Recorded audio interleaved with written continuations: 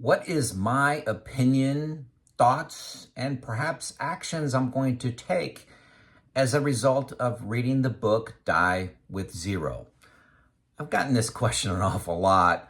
I've actually, you know, uh, wasn't planning on making a video on it until I just keep getting asked it about every other day. I get a comment on it because there's a lot of people that have given reaction videos to it. So, and I'm not sure I had that much different to offer, but you guys have been persistent. So I'm going to give my take on the book Die with Zero. If you're not familiar, here's a short summary. The conclusion of Die with Zero is a challenge to live your life to the fullest. Don't die with millions in the bank. Give money to your kids when they're in most need of that income. For example, give them $50,000 now when they're 30 instead of giving them $250,000 when they're 60 and they don't really need the money. You can give them money for a down payment on a house, pay off debt, credit cards, student loans, whatever it is. Help them when it has the most impact. Also, create experiences for yourself. Take that expensive trip, go to Europe, go to Alaska, go to Hawaii, and upgrade your creature comforts. Like buy a first class ticket instead of coach, get a nicer car, remodel your house, all that kind of stuff. The third thing under that I listed was create experiences for your family and friends. You know, rent that beach house and invite all your kids to come and pay for that little vacation for them to create that spirit of family. And then give to your favorite charity when you can enjoy the impact. That's kind of my take on it. I may have missed something. If I missed something big in that book, put it in the comments. You know, maybe I'll learn something and add to this video with it. So my take, really an outstanding book, very timely for society today, timely for me in my retirement life, action stimulating.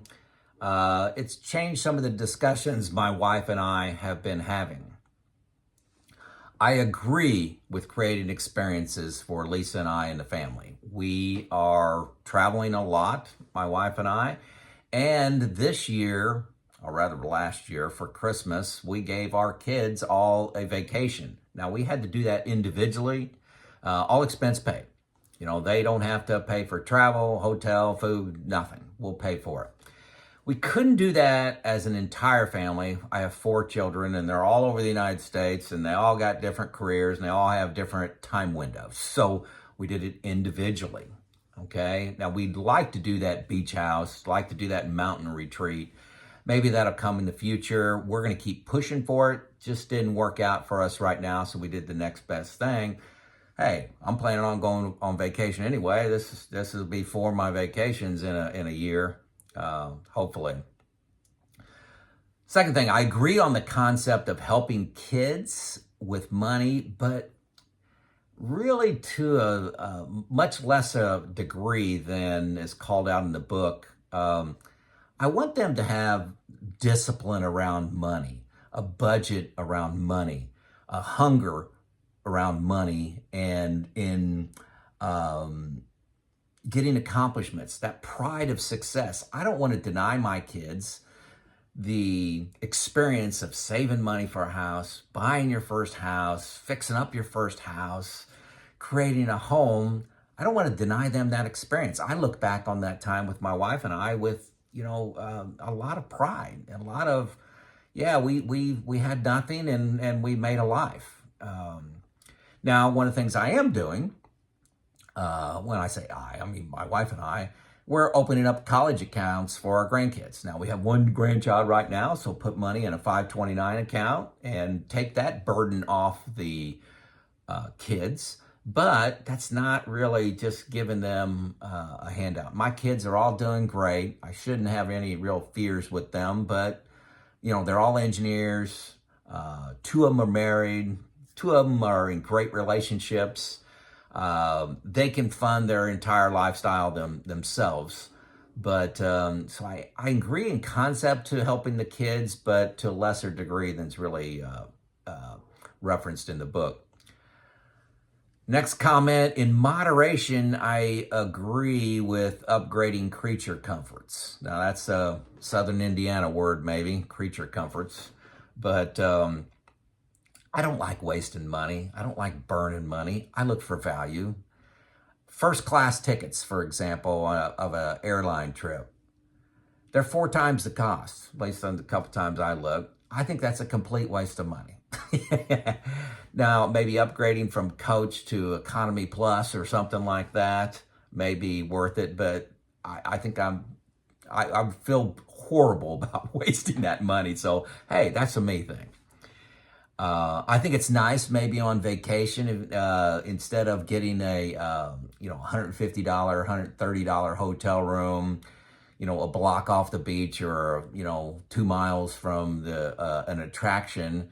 Maybe spend $300 a night a few times a year on a nice vacation if the quality and the experience is better. So I agree with that one, but in moderation. But on the contrary, though, I still drive my 200,000 mile 12-year-old minivan.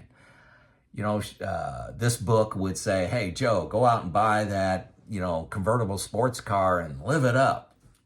I could do that, but I don't see the value in that. I drive 2,500 miles a year in that car, and I'm just not doing that. So in moderation, I look for those opportunities where the value is worth spending the money. I'm not making a decision because of money, but really the value that is created. So I look for value. Charity. Lisa and I, we do give a lot. I don't want to go into that. It's a big part of our life is helping others, and we do give a lot financially. But I disagree with giving a smaller sum now to see the impact of that. I'd rather, because just as an example, say you want to give a charity $25,000. A lot of charities that would just get thrown into the general account and get lost. But when my wife and I pass, giving a much larger amount, a significant amount that could be a game changer for a particular charity, I think that's the right decision for us right now. So give something much more impactful later on. So that's just my 2 cents. So what action are you taking as a result of the concepts of die with zero, if anything? Let everyone know in the comments. This is Joe out.